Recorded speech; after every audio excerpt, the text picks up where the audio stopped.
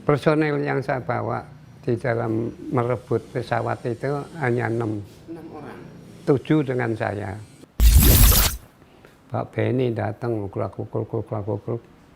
Ya itu, sok kamu ditugaskan sekali ini, tidak ada kata-kata kembali kalau kamu tidak sukses. Jadi kamu berangkat ini, berangkat tugas, dan untuk tidak kembali. Teman-teman tidak kembali itu maksudnya apa? Ya mati, saya bilang.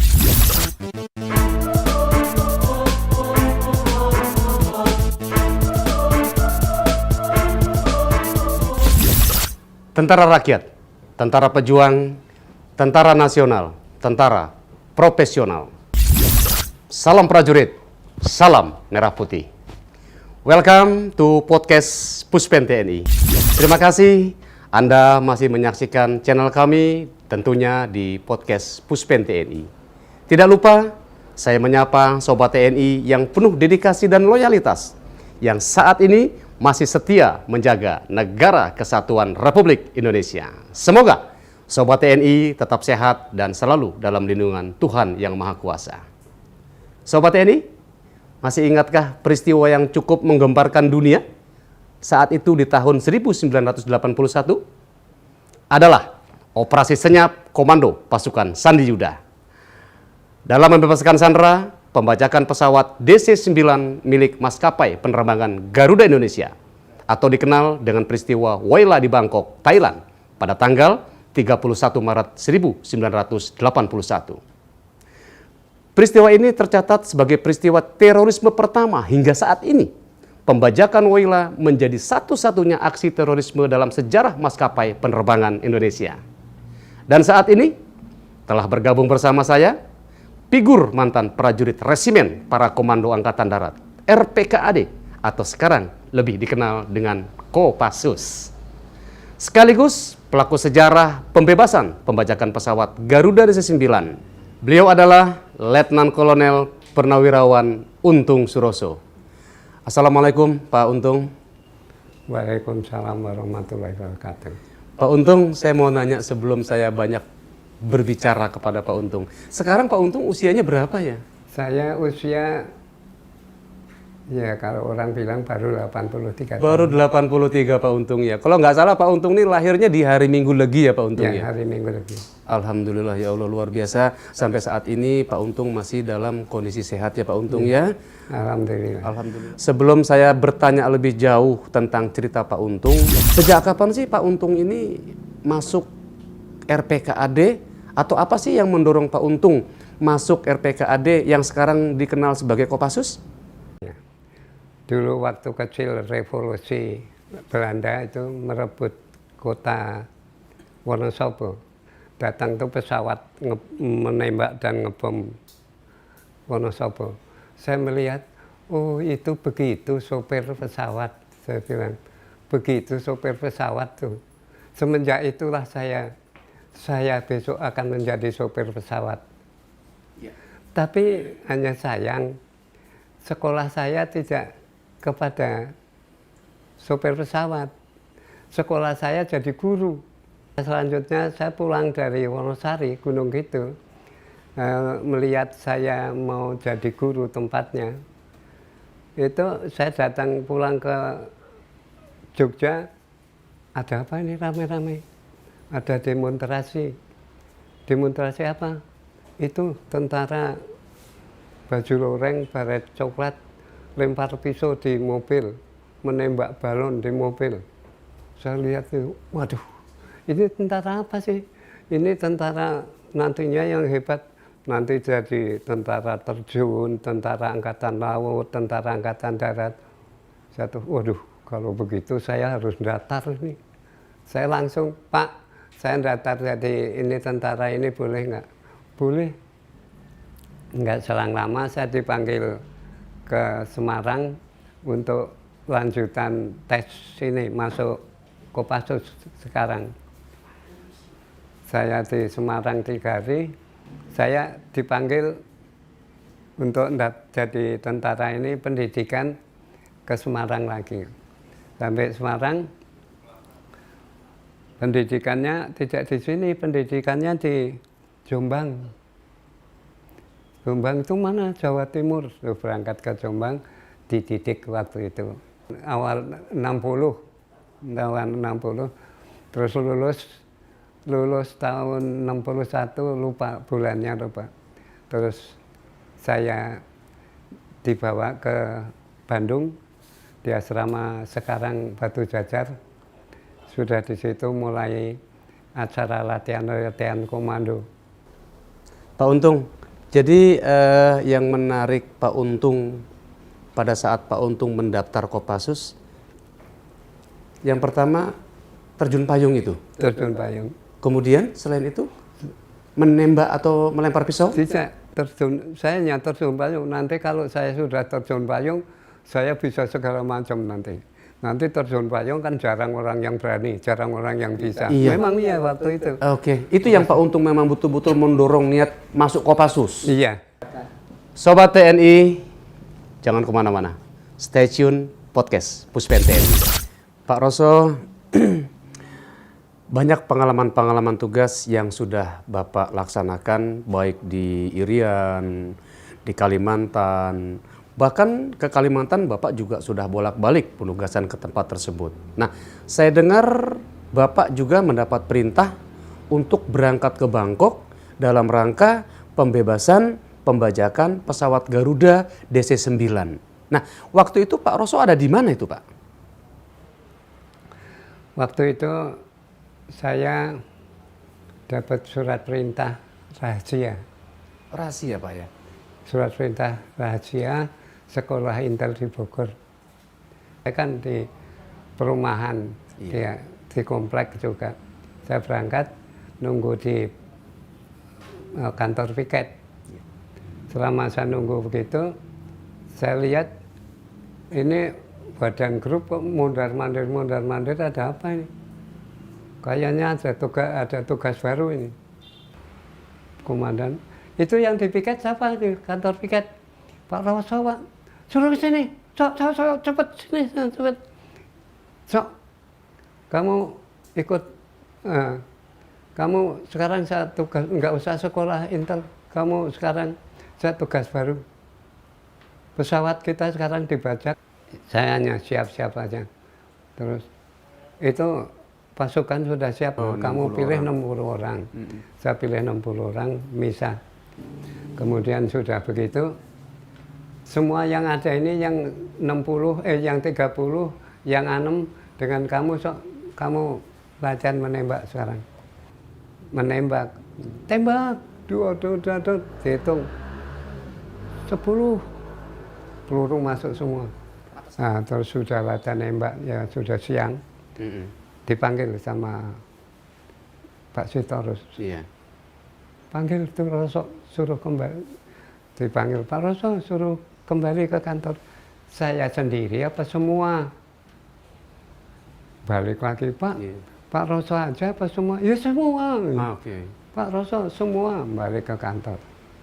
Baru balik ke kantor, Pak Roso dipanggil ke kantor pusat. Saya bilang, waduh, sudah nggak ada sempat nih. Terus saya dipanggil ke Danjen. Setelah kembali, sudah waktunya sudah jam 3 sore. Jam 3 sore, Pak? Iya. Saya bilang, waduh, dari pagi nggak ada minuman, nggak ada makanan nih. Baru kelitih-kelitih saya mau jajan. Pak Roso, diperintahkan ke Tebet sekarang menghadap Pak Beni. Sebelum jam 4 sudah di sana. Berangkat lagi semua pakai truk. Berangkat ke Pak Beni, ke Tebet. Sampai sana, yang masuk jangan semua. Yang mau ke pesawat aja, Sok. Ya. Saya bilang, kamu ikut masuk. Sampai di dalam, ini pakai baju rompi. Ini baju apa, anti peluru. Iya. Saya pakai, dibagi pistol. Oh, iya. Dibagi pistol, ya itu tadi Pak Beni ngomong, ini pistol kalau kamu tembakan nggak bunyi. Nah, saya bilang, memang pelurunya macet, Pak. Apa? Memang pelurunya macet. dasar lo. Nggak tahu bagaimana ada suara duk begitu. Karena Iya. apa tuh? Kayaknya Pak Benny yang nembak. Kok nggak dor? Terus, Sok, coba dibuka itu baju kamu. Tak buka begini. Gosong Pak. Tuh, kalau pakai baju anti peluru ditembakannya gosong. Oh, Terus, Sok, lo jadi komandan nih, sini. Itu dipakein perlengkapan itu. Iya. Kopernya buka ganti koper itu. Terus dipasangi kayak begini ini. Iya. Di kuping, di kepala, semua ada. Terus saya nanya, ini apa Pak? Itu perlengkapan kamu untuk tugas nanti. Itu buatan Amerika. Itu semua kalau kamu ngomong akan kedengaran semua radio seluruh dunia. Makanya kamu jangan ngomong sembarangan. Terus ini kacamata kamu pakai kalau memang masuk pesawat. Kalau tidak masuk pesawat jangan kamu pakai. Nanti itu di dalam kegelapan yang kayak apa gelapnya semut aja kelihatan. Jadi nanti kamu kalau pakai ini masuk ke dalam mau bunuh pembajak, kamu tahu pembajaknya itu yang mana Pak. Ya saya hanya nanti perintah dari saya 1, 2, serbu. Pak Roso, sepanjang Bapak mendapatkan perintah ini untuk menuju ke Bangkok, Thailand. Nah, kira-kira ada nggak sih Pak yang mengarahkan Bapak untuk melihat dulu bentuk pesawatnya, yang pesawat itu persis mirip seperti pesawat yang saat ini sedang dibajak? Waktu itu semua nggak ada yang terpikir melihat pesawat. Oh, terus? Nggak ada yang terpikir karena yang dipikirkan setelah berangkat ke Bangkok nanti ngelihat pesawat yang mau disergap. Iya. Jadi bagaimana itu teorinya pesawat itu tidak ada yang memikirkan begitu. Lantas? Lantas itu pulang dari Pak Benny, mau pulang ke Cijantung, disusul suruh balik, ternyata suruh melihat pesawat DC-9. Di mana Pak? Di Kemayoran. Di Kemayoran. Nah itu hanya suruh belajar kunci rahasia buka pintu depan, kunci rahasia buka pintu sayap, rahasia buka pintu belakang. Hanya itu terus kembali pulang Cijantung. Sampai di jalan disusul, Pak Roso tidak langsung ke Cijantung, langsung ke Halim. Kurang lebih sampai Pasar Rebo itu. Iya. Jangan ke Cijantung, langsung ke Halim. Balik ke Halim. Nah masuk Halim, orang kan pada bingung, kita ada 30-60 orang masuk Halim. Orang kan pada kaget. Mana Kopassus lagi? Iya. Terus nggak selang lama, itu peluru yang kamu bawa magasannya tuker. Ternyata senjata yang kita bawa itu pelurunya macet. Saya bilang pelurunya pistolnya nggak bunyi. Kok ya bener pistolnya nggak bunyi. Nggak bunyi. Iya. Terus diganti peluru, suruh nembak pohon. Tuh Pak, pohon itu ditembak sok. Diak. Coba kamu nembak, diak. Kamu, diak. Udah ke landasan. Ke landasan nunggu pesawat yang mau berangkat ke Bangkok. Iya. Terus jam 10 berangkat dari Halim. Jam 10 malam ya Pak ya. Baik, Sobat TNI, tetaplah stay di program podcast Puspen TNI. Jangan kemana-mana. Sebelum Bapak berangkat ke Bangkok, begitu Bapak menerima perintah itu sampai mau berangkat, yang ada dalam pikiran Bapak itu apa Pak saat itu Pak? Tidak ada pikiran apa-apa. Tidak ada pikiran apa-apa. Tidak ada. Yang ada Hanya saya melaksanakan tugas sebaik-baiknya, hidup atau mati. Oh begitu. Nah kebetulan Pak, kira-kira pada saat Bapak mau berangkat ke Bangkok nih, Bapak sudahkah dapat informasi tentang jumlah pembajaknya berapa? Pembajaknya asal dari mana? Apakah sudah dapat informasi? Enggak. Belum dapat. Enggak. Baik Pak, silakan lanjut. Terus berangkat ke Bangkok, sampai Bangkok itu malam apa. Terus ditampung di satu tempat, itu disediakan makanannya orang Bangkok itu, tentara Bangkok. Begitu disediakan makan, ya ada ikan ayam, ada segala macam, semua pedes. Pedas semuanya. Waduh, semua, sampai saya nggak doyan makan tuh. Waduh, saya lapar, apa saya makan nasi doang ini. Terus saya makan nasi aja, yang namanya ikan ayam segala macam sudah nggak bisa karena pedes. Baik. Terus nunggu, nggak tahu bagaimana Pak Sintong itu. Udah, kamu bebas sekarang, nggak jadi menyergap pesawat, kamu kalau mau tidur, tidur. Kata Pak Sintong. Kata Pak Sintong, sekarang bebas, kamu nggak jadi merebut pesawat. Sekarang kamu bebas, kalau mau tidur, tidur, mau istirahat, istirahat. Baik. Nggak selang lama, ya kurang lebih 1 jam. Sok, bangunin semua anggotamu, temenmu, bangunin. Bangun. Terus gimana Pak? Persiapan saya melihat, loh, sudah jam 1. Sudah jam 1 malam. Persiapan, terus ya biasa, prajurit ngomel itu biasa. Lagi enak-enak katanya suruh tidur, sekarang dibangunin. Ini juga mungkin Pak Sintong itu bohongin kita, dianggap kita ini dibohongi, nggak jadi serangan biar kita nggak ketakutan.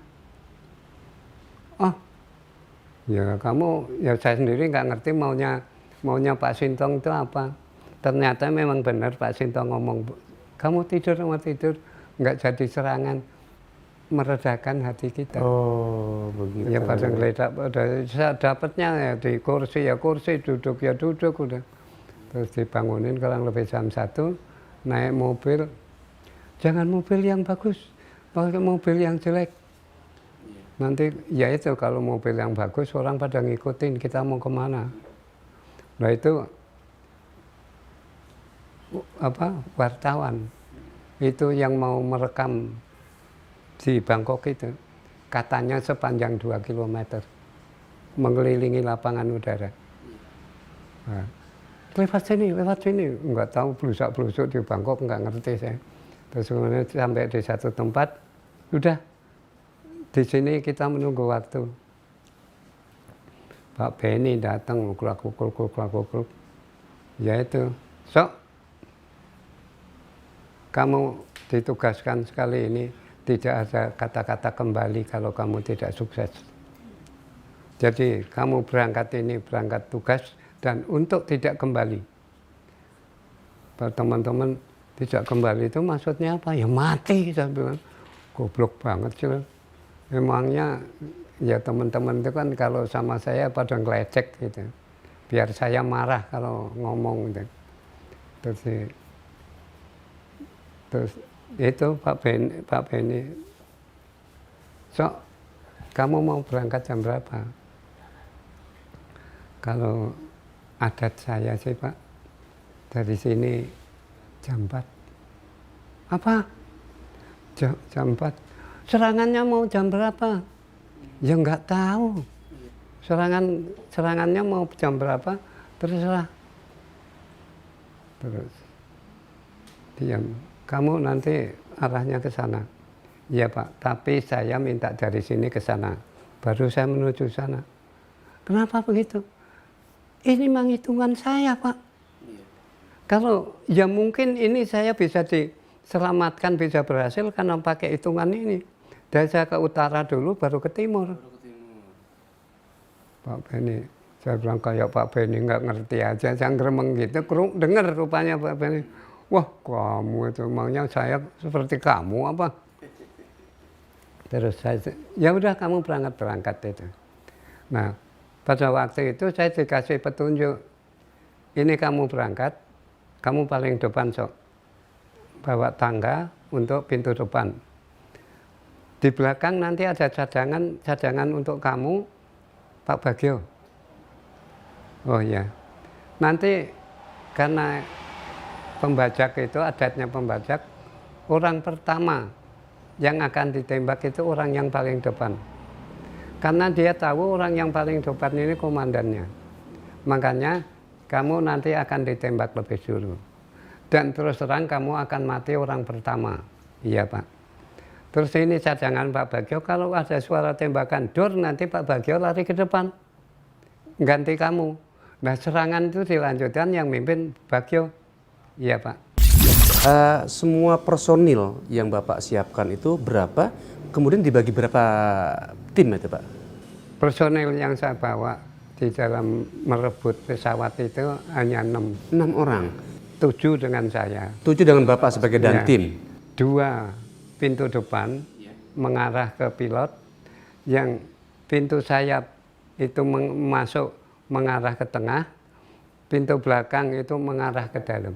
Jadi saat itu pasukan saya itu sudah masuk di sasaran. Yang depan-depan, yang tengah-tengah, yang belakang-belakang. Nah pada waktu itu ya saya selaku komandan, saya berdiri di samping pintu depan. Sambil melihat bagaimana cara memasang tangga ke pintu. Bawa tangga. Ya waktunya singkat banget kok. Waktunya singkat banget. 1, 2, serbu. Serbu. Gluduk. Saya ngeliatin pintu depan. Pintu samping nggak ketutup sayap begini. Nggak kelihatan. Nggak kelihatan. Tak liatin itu yang pintu depan. Nggak selang lama, Mas, apa? Ini ada satu, lempar, gebrus. Ya itu, wih, kamu tak popor itu. Bangun lagi. Orangnya gede, tinggi, badannya keker. Nah, dia lari ke depan. Waduh, ini bagaimana? Ini dalam hati. Ini bagaimana? Ya, saya nggak boleh begitu. Bangun lagi. Lagi. Baru, Pak, ini satu lagi. Lempar. Nah, sudah gitu. Rianto, bagaimana? Aman. DC, bagaimana? Aman. Belakang. Aman, Pak. Terus, lapor. Pesawat dan penumpang dalam keadaan aman. Perintah selanjutnya, Pak Benny langsung nyelip saya masuk pesawat. Nah Pak Benny di dalam, saya nggak berani masuk, saya selaku pengendali. Kalau ada apa-apa saya nggak ngerti di dalam. Tahu-tahu pilotnya dipikul keluar, sudah mati. Nah saya kan, mati kena apa? Terus saya nggak pikir panjang, tak pegang kepalanya, tak gagap-gagap ini, ketemu di sini ada luka, tak masukin ini. Terus tak tarik rambutnya, tak tarik sini, ada ya lubang seginilah lubangnya. Oh berarti ini tembakan dari depan, bukan tembakan dari belakang. Saya takut tembakan dari belakang, ini anak buah saya. Kenapa kok yang ditembak pilot? Jangan sampai ada dugaan begitu. Maka saya membuktikan, saya selaku komandan, saya bertanggung jawab, ini tembakan siapa? Ya itu tak gagap ketemu lubang segini, tangan saya berdarah, tak cari belakang, ketemu kurang lebih segini. Nah terus dibawa menjauh dari pesawat. Nah terus saya naik, penumpang silakan sama DC, penumpang boleh keluar. Semua penumpang dipersilakan keluar, barang-barangnya ditinggal dulu. Wah, gerudukan kayak apa itu? Rebutan di pesawat, sudah di luar, sudah pada duduk. Wih, jangan-jangan nanti terorisnya di lapangan masih bikin ulah ini. Saya susul itu penumpang. 1, 2, 3, 4, 5. Mister, teroris. Penumpang yang dari Amerika. Bilang seperti itu? Iya. Mister, teroris. Saya tembak kakinya. Nah maksud saya, tembakan kaki itu luka, cacat, besok hidup. Nah, nanti jadi peringatan, ini saya cacat kaki dulu jadi pembajak, nggak taunya mati. Kehabisan darah. Nah lagi begitu disusul Pak Kuntara. Roso, diperintahkan kembali. Gitu. Nah saya naik pesawat, di pesawat teman-teman sudah duduk situ, terus sama pramugari. Sama pramugari kan cakep-cakep. Teman saya, anak buah saya yang 6 orang itu pada guyon, kayak peluk-pelukan gitu, pada juga rapat-rapat pada kursi banyak, pada duduk situ. Saya masuk, Masya Allah kamu ini. Iya saya disuruh masuk dari tadi, siapa nyuruh? Pak Beni. Terus saya duduk semua yang bagus. Datang pejabat itu, udah berangkat ke Jakarta. Pak, sebelum Bapak berangkat ke Jakarta, mungkin bisa Bapak sampaikan, berapa lama sih Pak waktu yang Bapak butuhkan dari mulai penyergapan hingga selesai? Waktu penyergapan itu saya dengan apa-apa, 1, 2, serbu. Nah itu mulai sombot, mulai tek. Saya pakai sombot, Iya. bukan jam tangan. Baik. Sombotnya di sini itu memang sudah spesial perlengkapan dari Amerika. Saya melihat itu sampai saya laporan itu 2 menit 49 detik. 2 menit 49 detik. detik. Oh. Nah, saya ngeliat 2 menit 40, ini benar apa? Kalau begitu saya juara dunia dong. Iya. Oke, baik Sobat TNI, jangan kemana-mana, tetaplah di podcast Puspen TNI. Pak Roso, pada saat itu Bapak mendengar ada salah satu anggota Bapak yang mengalami luka tembak. Termasuk pada waktu itu juga ada seorang pilot yang tertembak. Apa yang Bapak lakukan begitu mendengar 2 yang tertembak? Ya, saya sebagai, ya di dalam perasaan itu ya, saya itu sebagai komandan tidak boleh jatuh hati. Sebagai komandan harus tabah. Itu anak buah ketembak mati sekarat mau mati, kita itu nggak boleh ribut. Kita itu nengok, kenapa lu? Temennya ketembak, tungguin. Walaupun hati kita ini hancur, tapi tidak boleh membuat sikap. Nah saya dengar Ahmad Kirang itu ketembak dan Mamat Kirang itu gugur. Saya yang merintahkan, siapa yang ada di situ? Dokter suruh Mbak mundur. Nggak tahu bagaimana Ahmad Kirang terus dibawa ke rumah sakit. Oleh dokter. Nah, soal pilot itu ketembak. Jadi ditembaknya itu pilot waktu pas kita ini masuk pesawat. Karena darahnya tak pegang begini masih encer itu, belum kental, merah tapi encer. Nah itu waktu turun, pilot itu 3 strip begini, disorot mungkin dari itu pesawat, dari TV, diberitakan bahwa